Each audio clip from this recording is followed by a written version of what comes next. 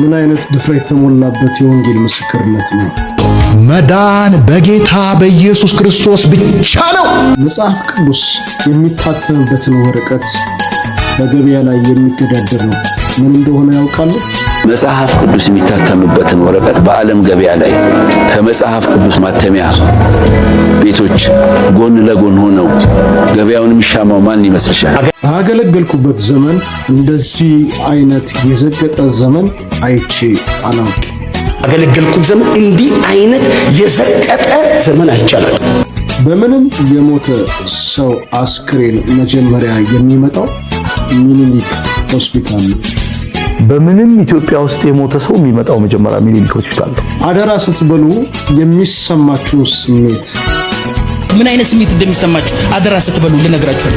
ቸርች ውስጥ መቅረት ያለባቸው ነገሮች የወጣቶቹ መልእክት። ቸርች ውስጥ መቅረት ያለባቸው ነገሮች ፓርት 2። ሰላም ጤና ይስጥልን ክቡራትና ክቡራን ውድ ቤተሰቦቻችን፣ ቆይታ ሁሉ ሰላም ነበር? እግዚአብሔር ይመስገን። እንግዲህ ሰሞኑን ጠፋ ብለን ነበረ። ዛሬም እንደተለመደው በሌላ ቪዲዮ ተመልሰን መጥተናል። እናንተ ይጠቅማሉ፣ ያስተምራሉ፣ እንማማርባቸዋለን ያልናቸው ቪዲዮዎች ቀንጨብጨብ አድርገን ይዘን ተመልሰናል። ታዲያ እርሶም እስከ ቪዲዮ መጨረሻ አብራችሁን ቆዩ። ለቮይስ ኦፍ ግሬስ አዲስ የሆናችሁ ሰብስክራይብ በማድረግ ቤተሰብ ይሁኑ። ውድ ቤተሰቦቻችን እንደተለመደው ላይክ በማድረግ ቪዲዮ ጀምሩት። ወደ ቪዲዮአችን። መዳን በጌታ በኢየሱስ ክርስቶስ ብቻ ነው። መስጂድ ውስጥ አዎ፣ 5 ጊዜ ስለሰገድክ ጀነት አትገባም። እኔን ይሄው መግደል ትችላለህ። እኔ ወደ ጌታ ነው ሄደው። አዋጅ አዋጅ አዋጅ! ኢየሱስ ያድናል ብዬ ተናገርኩኝ። በዚህ ጊዜ ዱላውን ሲያበዙት መንፈስ ቅዱስ በላይ ላይ መጣ። በልሳን ለቀቁት በአዲስ ቋንቋ። ለነሱ እንግዳ ነው፣ ምንድነው የሚናገረው ይላሉ። በቃ በልይ ልሳን ውስጥ ረጅም ልሳን። አብዷል፣ ራሱን ስቷል፣ ፍቱት አሉ። በልሳን አስፈታኝ ጌታ። አሜን። ክብር ለኢየሱስ ይሁን። አሜን። እነሱ ሄዱ። ከዛ ወደ ጓሮ ወሰዱኝና ከዱላው በላይ የጓሮ ፈተና ነበር የሚከበደኝ። ምን ነበር አትለኝ? ምንድነው ፈተናው? አሁን ነው የእውቀት ፈተና። እና መጽሐፍ ቅዱስ አወጣለህ አንዱ ኡስታዝ። ይሄ ምንድነው አለ መጽሐፍ ቅዱስ። አንተ ጋር ምን ይሰራል አልኩት። እንዳንተ ያለ ካፊሩን ልመልስበት ነው። በመጽሐፍ ቅዱስ ነው እኔን ወደ እስልምና የምትመልሰኝ አልኩት። ሳቅኩኝ።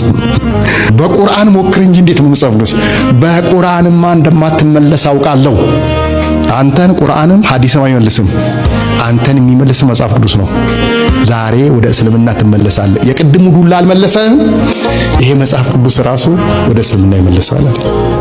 ጥያቄ ልጠይቅ መጀመሪያ ላይ መጽሐፍ ቅዱስ እርስ በርሱ የፈጣሪ ቃል እርስ በርሱ ይጋጫል? በአንድ ምላስ 2 ቃል ይናገራል አለ። ወይኔ ዛሬ ዕውቀት ኖሮኛ እኔ በመለስኩለት እና አይጋጭም አልኩት። እሺ ከመጽሐፍ ቅዱስ መረጃ ካቀረብኩልህ አለ። አቅርባ መጀመሪያ አቅርብና እኮስ ትመለሳለህ ወደ እስልምና አለኝ። ልስማክ በምንም አይነት ታምር አንድ ነገር ግን ላረጋግጥልህ የምፈልገው በመጽሐፍ ቅዱስ እኔን ለማስለም አትሞክር አልኩት። አይታሰብም አልኩት።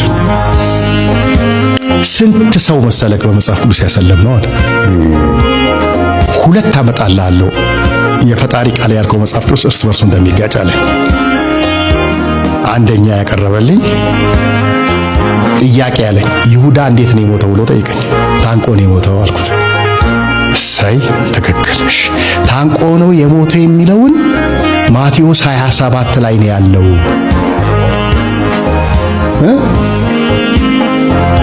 ፈንድቶ አንጀቱ ተዘርግፎ ሞተ ደግሞ ይላል ሐዋርያት ሥራ ምዕራፍ 1 ላይ።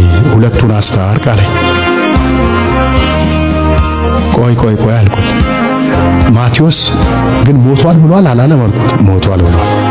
እሺ ሐዋርያት ሥራስ አልሞተም ይላል አልኩት። ሞቷል። ስለዚህ የጠየቀኝ አሟሟት ነው አይደል?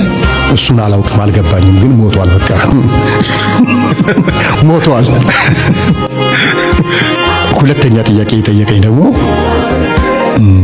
ግን በአሁኑ ቀቴ እኮ ማብራሪያ ይመልሳለሁ ያን የመለስኩት ነው። ሁለተኛ የጠየቀኝ ደግሞ ሁለተኛ ነገሥት ምዕራፍ 2 ከሰማይ ከወረደው በቀር ወደ ሰማይ የወጣ ማንም የለም። ከዛ እስከ ዮሐንስ ወንጌል ምዕራፍ 3 ቁጥር 13 ከሰማይ ከወረደው በቀር ወደ ሰማይ የወጣ የለም ይላል ዮሐንስ። ያኛው ኤልያስም በእሳት ሰረገላ ወደ ሰማይ ወጣ ይላል ነገሥት ላይ ያለው አረገ ይላል። አዎ እና ዮሐንስ ላይ የወጣ የለም ይላል።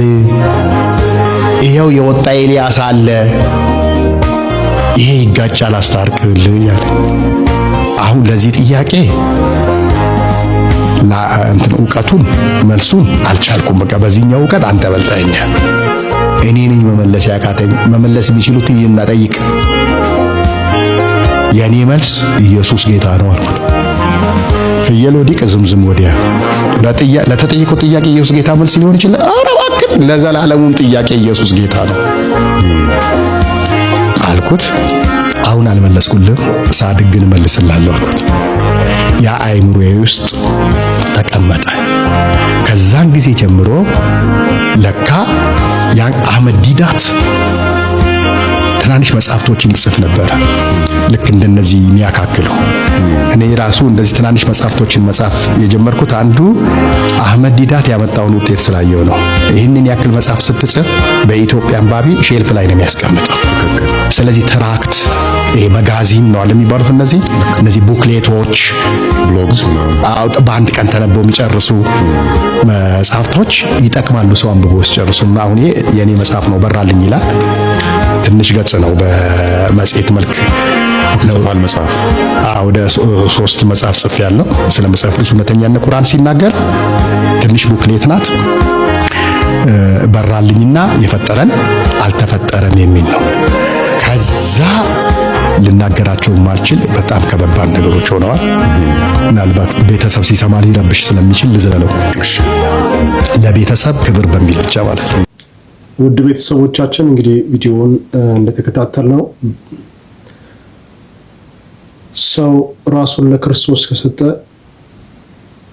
በምን አይነት ድፍረት ውስጥ ሆኖ ወንጌልን እንደሚናገር ከዚህ ወንድም የተማረው ነገር እንዳለ አስባለሁ። እንግዲህ በመገረፍ ውስጥ ሆኖ ያው በመስጊድ ውስጥ በሞትና በሕይወት መካከል ሊሞት እንደሚችል እንኳን እያወቀ ኢየሱስ ክርስቶስ ጌታ ነው፣ መዳን በማንም በሌላ በማንም የለም ብሎ የመናገር ድፍረትን ተሞልቶ ሲናገር በጣም ያስገርም። ለዛው በዚህ ዘመን ሳይሆን በሱ ዘመን ላይ በዛኛው ባለፈው ዘመን ላይ መጽሐፍ ቅዱስ እንደሚናገረው በሰው ፊት የካደኝን በሰማይን በአባቴና በመላእክቱ ፊት እክደዋለሁ የሚለውን ቃል በትክክል የተወጣ ይመስለኛል።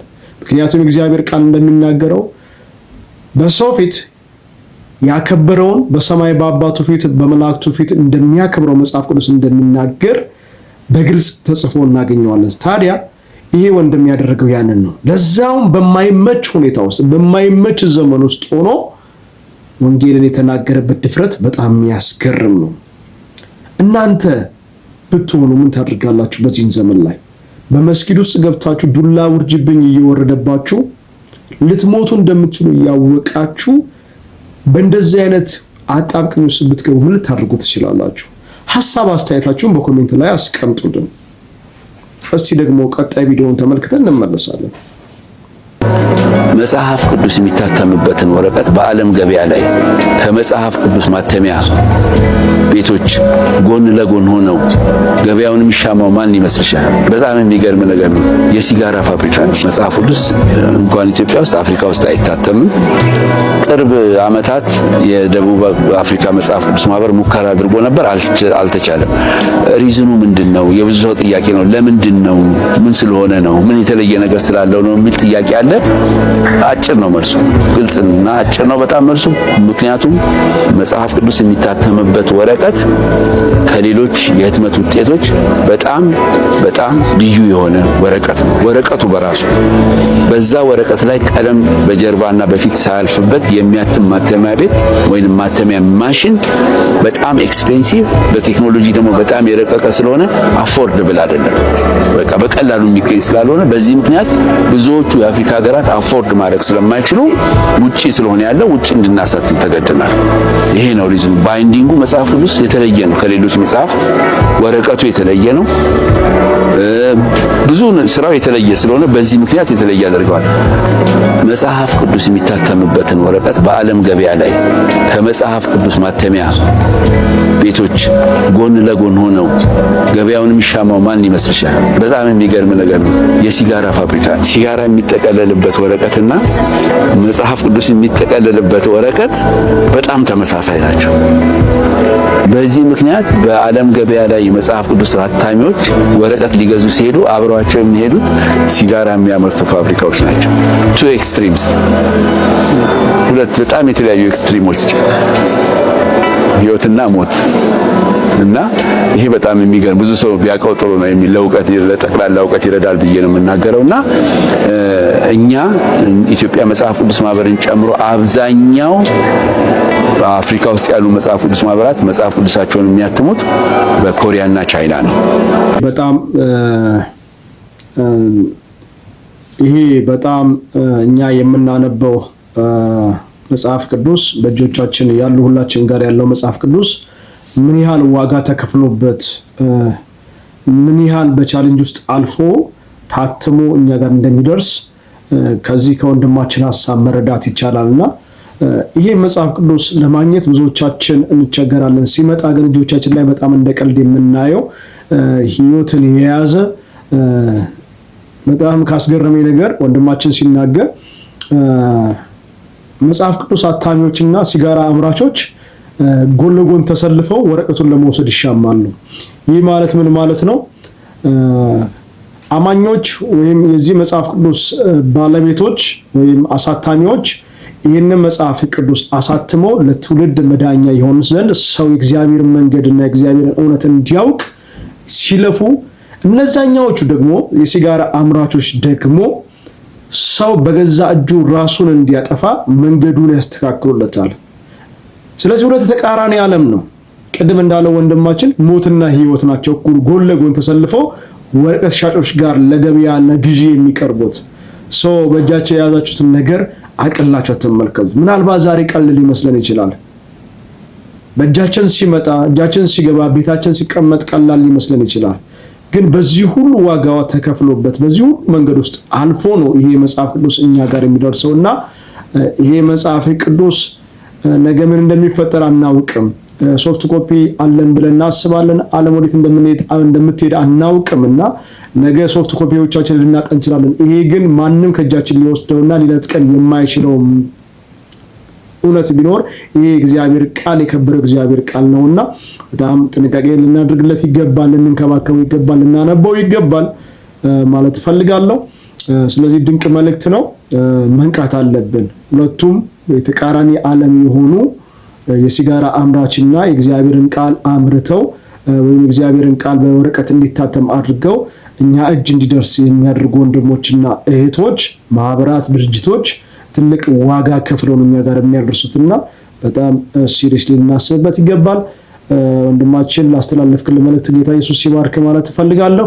አሁንም ቀጣዩን ቪዲዮ ተመልክተን እንመለሳለን። እስካሁን ላይክ ያላደረጋችሁ ሰብስክራይብ ያላደረጋችሁ ላይክ በማድረግ ሰብስክራይብ በማድረግ ቤተሰብ ይሁኑ። ወደ ቪዲዮአችን እንለፍ። እንደዚህ አይነት ዘወርስት የሆነ ዘመን በዚህ ባገለገልኩት ዘመን እንዲህ አይነት የዘቀጠ ዘመን አይቻልም። ጌታ መምጫው ቀርቧል። በደንብ ነው የሚያስታውቀው። እጅግ ከባድ ጊዜ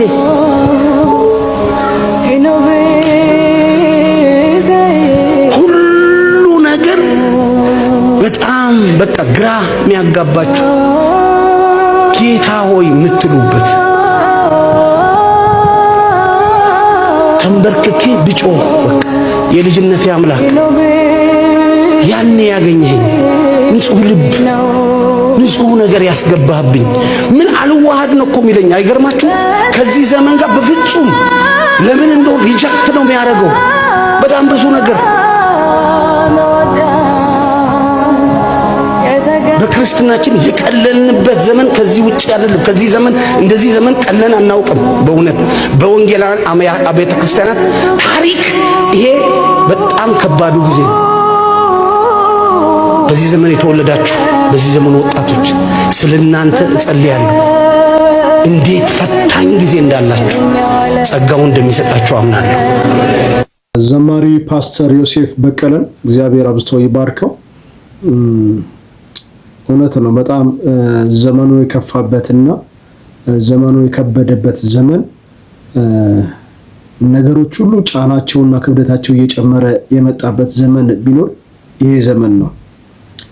ክርስትና በጣም የቀለለበት፣ ወንጌል በጣም የቀለለበት፣ ሰዎች ከወንጌል ይልቅ ለሚታየው ነገር ዋጋ የሚከፍሉበት፣ ምድራዊ ለሆነው ነገር ዋጋ የሚከፍሉበት ዘመን ሆኗልና ይህንን ዘመን ከእግዚአብሔር ጋር ተጣብቀን ካልሆነ በስተቀር በፍጹም በምንም መሻገር አንችልምና ልንደክም እንችላለን፣ ልንወድቅ እንችላለን። ነገር ግን ከውድቀት የሚያነሳ የእግዚአብሔር እጅ አለ። ስለዚህ በየትኛውም አጋጣሚ በየትኛውም ሁኔታ ውስጥ ያላችሁ ወንድሞችና እህቶች አውሬው ሳይበላን ጌታ ሳይመጣ ቀን ሳለ ጊዜ ሳለን እድሜያችን ሳይበላ እድሜያችን ሳያልቅ ወደ ሞት ሳንሄድ ወደ እግዚአብሔር ልንቀርብና ከእግዚአብሔር ጋር ልንስማማ የሚገባበት ዘመን ነው። ነገሮች ሁሉ የቀለሉበት፣ ክርስትና ወንጌል የወደቀበትና የቀለለበት ዘመን ቢኖር ይሄ ዘመን ነው። በአባቶቻችን ዘመን በብዙ መስዋዕትነትና በብዙ ዋጋ ተከፍሎ እኛ እጅ ጋር እየደረሰው በእኛ ዘመን ላይ የደረሰው ወንጌል እኛ ዘመን ላይ ረክሷል፣ እኛ ዘመን ላይ ቀሏል። ውድቀት ጎዳና ላይ ያለነው እንደገና መነሳት ይሆንልን። እግዚአብሔር ጸጋውን ያብዛልን። ወንጌልን እንደገና አንስተን ስለ ወንጌል ዋጋ የምንከፍልበት ዘመን እንዲሆንልን እግዚአብሔር ጸጋ ያብዛልን። ወንድሞቼ እህቶቼ፣ ከመቼውም ጊዜ በላይ ዋጋ የምንከፍለው ለወንጌል እንዲሆን ጥሪዬን ማስተላለፍ ፈልጋለሁና በየትኛውም ሁኔታ ውስጥ ነው፣ በመድከምም በመበርታት ውስጥ ሆኖ እግዚአብሔር ግን ይረዳችኋል። ስለ ወንጌል ዋጋ የምንከፍልበት ዘመን ይሁንልን ቀሪ ዘመናችን። ጌታ ኢየሱስ አብዝቶ ይባርክ። ፓስተር ጆሲ ቀጣይ ቪዲዮ ተመልክተን እንመለሳለን። በምንም ኢትዮጵያ ውስጥ የሞተ ሰው የሚመጣው መጀመሪያ ሚኒሊክ ሆስፒታል ነው። በካር አክሲደንት ይሞት፣ ሰው ይግደለው፣ ኤሌክትሪክ ይግደለው፣ አስክሬኑ ወይ ሬሳው የሚመጣው ሚኒሊክ ሆስፒታል ነው። ትጂ እኛንን ሬሳ የምናወርደው እኔ ቤተሰቦቼ እና ያውቁ በቃ ማታ ስገባ ጨዋ ልጅ ነኝ እኔ፣ ውጭ ግን ሌላ መስፍን ነኝ እና ከሬሳ ላይ ጫማ አውጥተን እዛችሁ ወንዝ አለች፣ ወንዝ ወርደን አጥበን ነው የምንሸጠው። በደም የተጨመላለቀ ነው ማለት ነው። ካር አክሲደንት የመጣ ስክሪን ብታይ ትጂ በጣም የሚሰቀጥሽ ነገር ነው የምነግርሽ። ኪስ እንገባለን፣ ሬሳ ኪስ ውስጥ ገብተን ብር እንፈልጋለን፣ ወርቅ እናያለን። ጥርስ ከፍተን ወርቅ አለው የለውም ምናምን በቃ የሚያስጠላ እኔ ልነግርሽ አልችልም በቃ።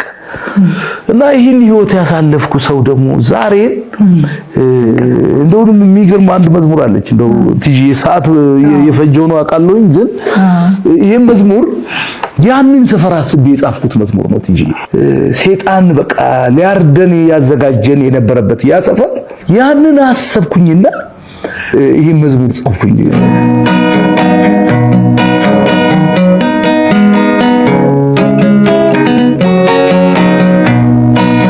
እኔ አውቀዋለሁ ከየት እንዳነሳኝ፣ ብዙ ውለታ ለእኔ ዋለልኝ። እስሬም ፈቶ በሕይወት ላኖረኝ፣ ልሰዋ ቅኔ ያማረው እኔ አውቀዋለሁ ከየት እንዳነሳኝ፣ ብዙ ውለታ ውለታ ለኔ ዋለልኝ እስሬን ፈቶ በሕይወት ላኖረኝ ልሰዋ ቅኔ ያማረው ትዝ ይለኛል አምላኬ ለኔ ያረገው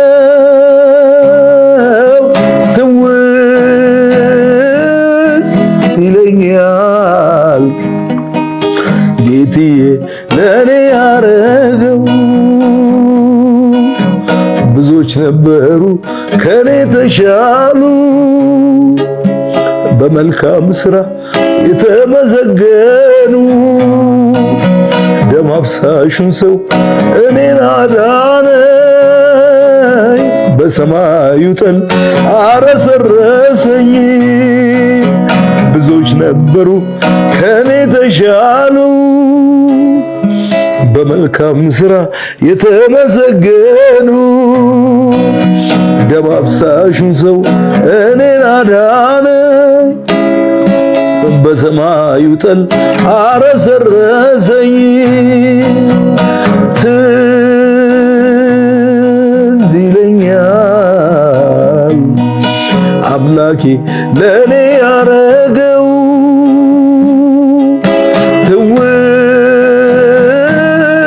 ትዝ ይለኛል ጌትዬ ለኔ ያረገው አሜን ሃሌሉያ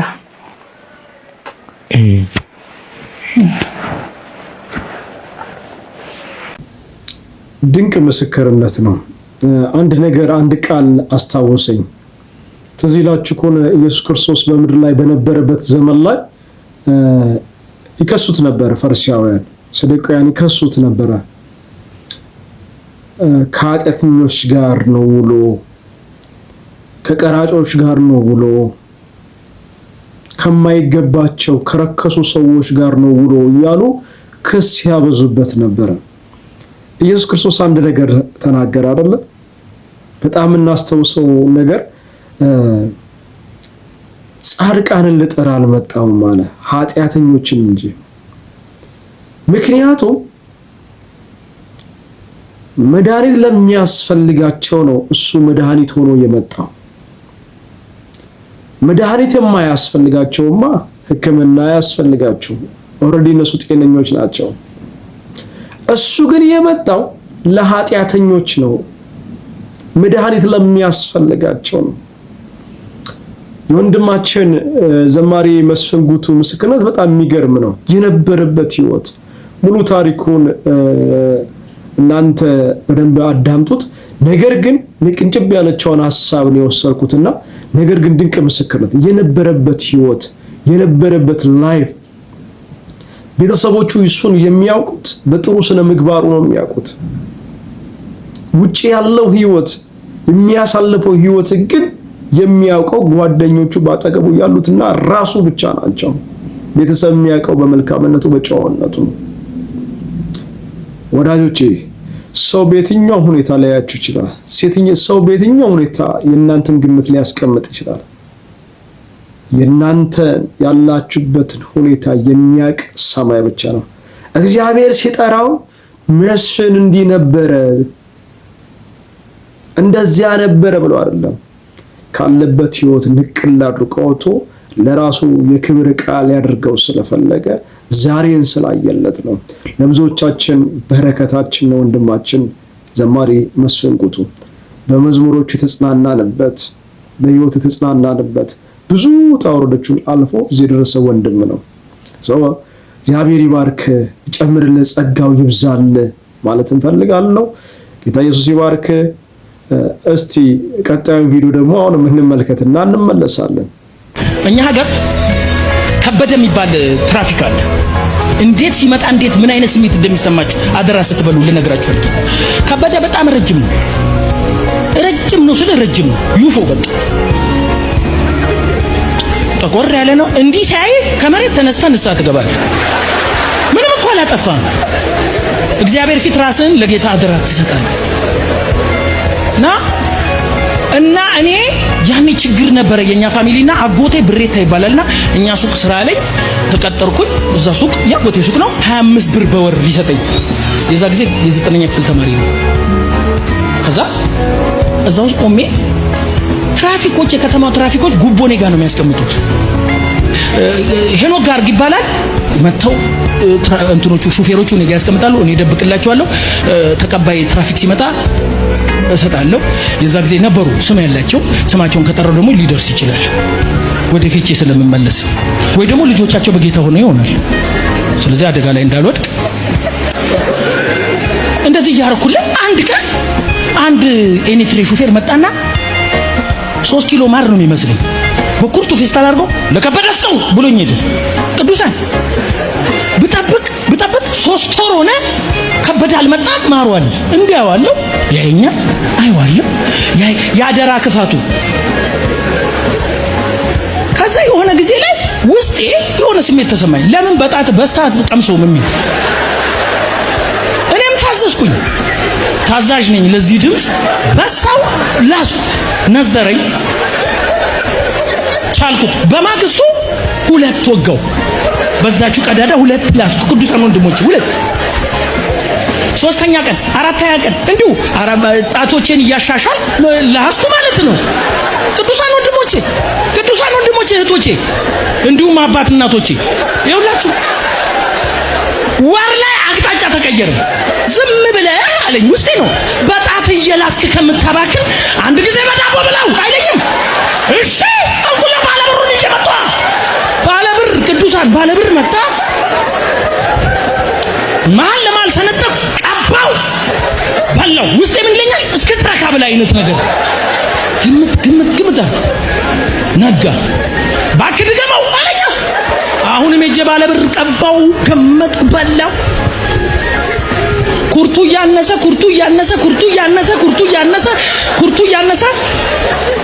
ትንሽ ሆነ ቅዱሳን። ከዛ በቃ የመጣ ይምጣለኝ ወይስ አርገ በላው። አጨማደ አጥሪግ አርኳት ጣልኳት። ከበደ አልመጣ። አንድ ቀን ከበደ መጣ። ቅዱሳን መጣ። በኢየሱስ መጣ። እንዲህ ኮሜዲኗ ላይ ተደገፈ። እንዲህ ይላል። ዝም ብሎ ረስቶታል ብዬ እየጠበቅኩ ሄኖክ ያ እንትና ያስቀመጠው ማር አይለኝም። ውስጤ ምን አለ? በቃ ምን ይመጣል? ሸምጥጠው የምን ማር አላየውም ስል አምኖኝ ሄድ ዋልኩኝ። ከዛ የሆነ ቀንስ ከበደና ቤኔትሬ ሹፌር አብረው መጡ። አልወጣ አልገባ አልዘል ፊት ለፊት ቅዱሳን መጡ። ላብ ያዘኝ። ምንም አላደረጉ። ልክ እንዳገለገልኩ አይነት ተጠመቅኩ። እንደዚህ በቃ ፊዚካል ዱብ ብለ ቆየና አንተ ማሩ አልተሰጠኝም አላልክም አለ። ዝም ሁለቱም ዝም እንዲህ ያሉ። የዛ ቀን የተሰማኝ ሼር ከበደ ፊት ሁሉ ቀን እንደቀለልኩ ከዛስ ቅዱሳን ያ አደራ መብላት እስካሁን ድረስ ሲኦል አልከተተኝ፣ አልገደለኝ፣ ምን አላረገኝ። ግን ሁሉ ጊዜ ትንሽነት፣ ኪሎ ቢስነት፣ ንፋስነት ይሰማኛል። ኢየሱስ ተመልሶ ሲመጣ መዝሙሩን ምን አረከው? አገልግሎቱ ምን እንጃ ብትል ሼሙን አትችለው። የሚገርም መልእክት ነው። የተሰጠ አደራ፣ የተሰጠን ኃላፊነት፣ የተሰጠን ጸጋ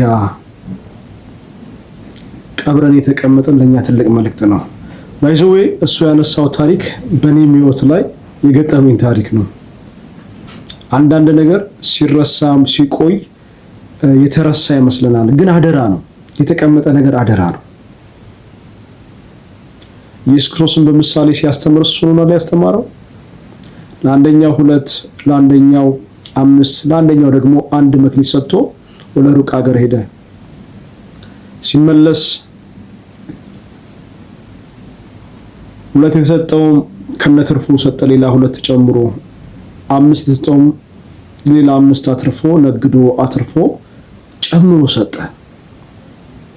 አንድ የተቀበለው ግን አንተ ክፉ ባሪያ ጌታ እንደሆንክ ካልዘራበት የምትሰበስብ መሆኑን ስለማውቅ ፈራውና ወስጄ ቀበርኩኝ አለ።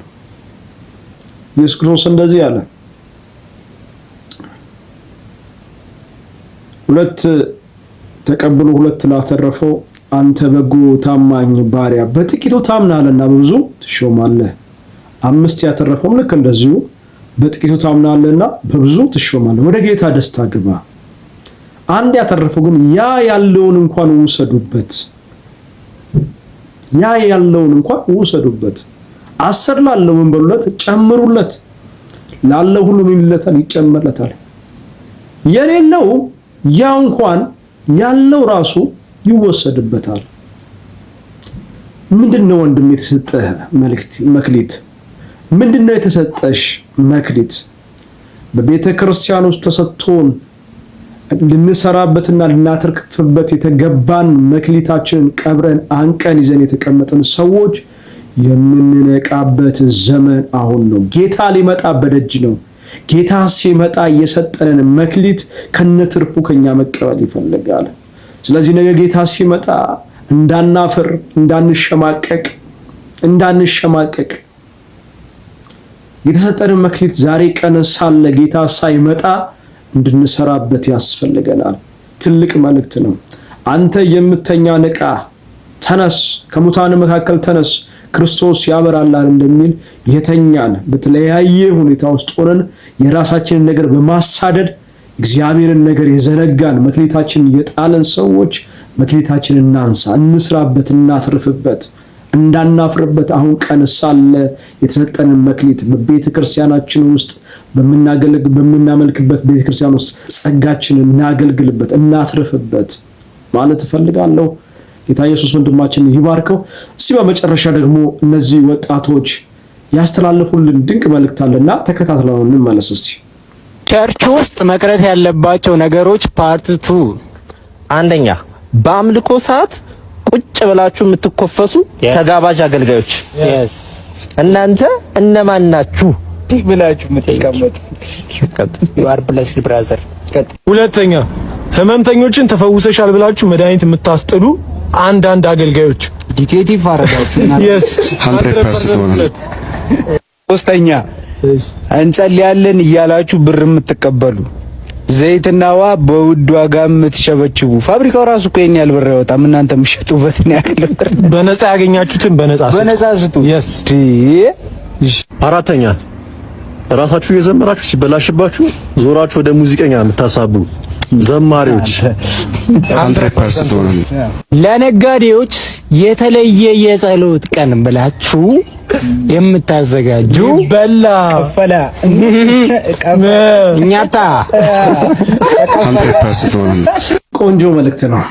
ያው ሁላችንም ቤተክርስቲያን ውስጥ በምናመልክበት ቦታ ላይ ያለ ችግር ነው። ቤተክርስቲያን ውስጥ እየተለመደ ኖርማል እየሆነ የመጣ ስርዓት እየሆነ የመጣ ነገር ነው። ተጋባዥ አገልጋዮች ይመጣሉ፣ ከፊት ቁጭ ይላሉ። በቃ ሲጠሩ ብቻ ነው የሚነሱት።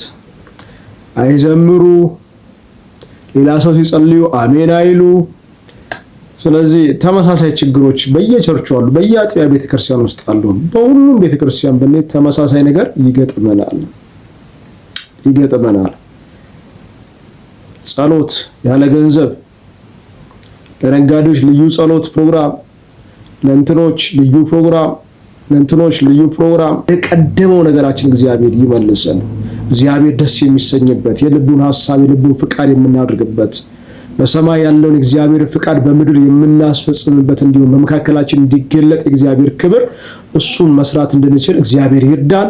እግዚአብሔር ጸጋውን ያብዛልን። ውድ ቤተሰቦቻችን እስከዚህ ቪዲዮ መጨረሻ አብራችሁን ስለቆያችሁ ከልብ እናመሰግናለን።